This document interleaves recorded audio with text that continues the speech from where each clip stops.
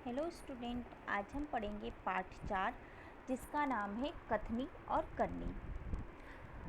मानव जीवन प्रभु की अनमोल देन है। सभी प्राणियों में मनुष्य को प्रभु ने विशिष्ट शक्तियाँ प्रदान की है, इसलिए वह संसार में बहुत ही अच्छे ढंग से जीवन यापन करता है। मगर सभी लोग हर समय सही काम नहीं करते। कई बार मनुष्य कहता कुछ है और करता कुछ है। कई मनुष्य की कथनी और करनी में अंतर देखने को मिलता है। कथनी मतलब कहना और करनी मतलब उस कार्य को करना। इस बात को प्रस्तुत निबंध में उजागर किया है। ईश्वर ने मनुष्य को अन्य प्राणियों से श्रेष्ठ बनाया है और कई गुणों से उसे संवारा है। सारे गुण उसमें समाये हुए हैं। इसका उसे बहुत अभिमान भी होता है, परंतु स्वयं को गुणों की खान समझने वाला व्यक्ति कई बार ऐसे कार्य करता है जिन्हें वह गलत बताता है।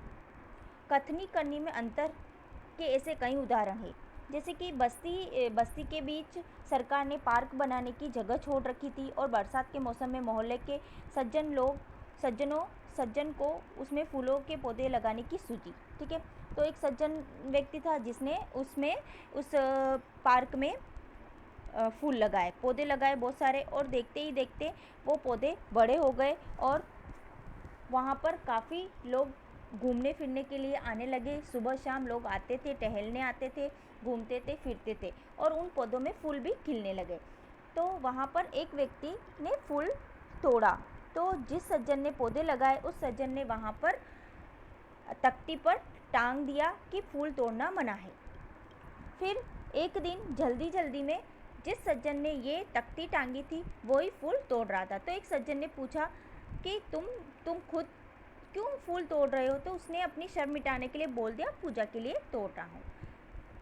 इस प्रकार ऐसे बहुत सारे उदाहरण हैं जो कथनी और करनी में अंतर दिखाते हैं। फिर बस के अंदर एक व्यक्ति धूम्रपान करना निषेध है ऐसा लिखा हुआ होता है, फिर भी एक व्यक्ति सिगरेट पी रहा होता है। तो बस का जो कंडक्टर जो होता है वो उसको बोलता है कि देखो धूम्रपान करना निषेध है, तो वो अपनी सिगरेट खिड़की से बाहर फेंक देता है। फिर थोड़ी देर बाद देखते हैं कि कंडक्टर खुद अपनी सिगरेट जलाता है और जाकर ड्राइवर के साथ सिगरेट पीने लग जाता है।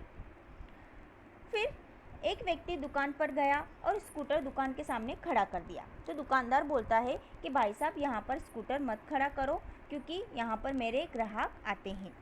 तो वो बोलता है कि नहीं, मैं थोड़ी देर में चला जाऊँगा। फिर भी वो बोलता है कि नहीं, यहाँ पर स्कूटर मत खड़ा कीजिए। तो वो जो दुकान का मालिक होता है उसको मना करता है, तो वो व्यक्ति अपना स्कूटर दूसरी जगह लगा देता है। फिर थोड़ी देर बाद देखता है कि एक सज्जन स्कूटर लेकर आता है, उसे दुकान के सामने खड़ा करके दुकान के अंदर चला जाता है। तो वो सज्जन व्यक्ति बोलता है कि देखो भाई साहब, इसको तो आपने मना नहीं किया। तो वो दुकानदार बोलता है ये तो मेरा बेटा है।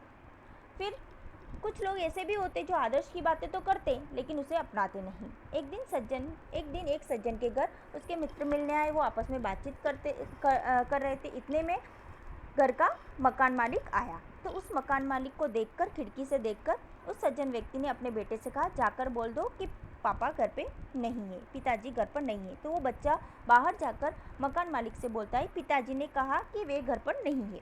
बच्चे की बात सुनकर मकान मालिक हंसने लग जाता है और घर पर बैठे मित्र के चेहरे पर भी मुस्कान आ जाती है, जिसे देखकर वे सज्जन पानी हो गया है, मतलब बहुत शर्म आने लग जाती है। फिर एक सज्जन ने अपने पोते को यह सिखाया था कि हमें कभी किसी काम को गलत ढंग से नहीं करना चाहिए, सदा अपनी बारी की प्रतीक्षा करनी चाहिए।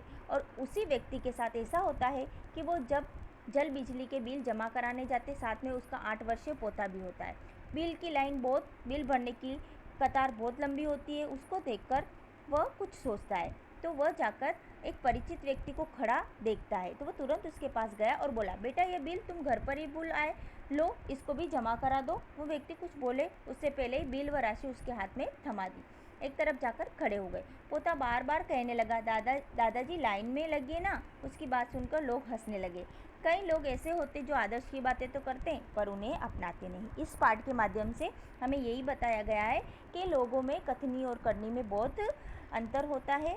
जो कहते हैं वो करते नहीं हैं। इस प्रकार का आचरण अच्छा नहीं होता है। ऐसा आचरण करने वालों को कभी सम्मान नहीं मिलता है, वे हंसी के पात्र बनते हैं। इसलिए हमें कथनी और करनी में सदैव समानता रखनी चाहिए। Thank you.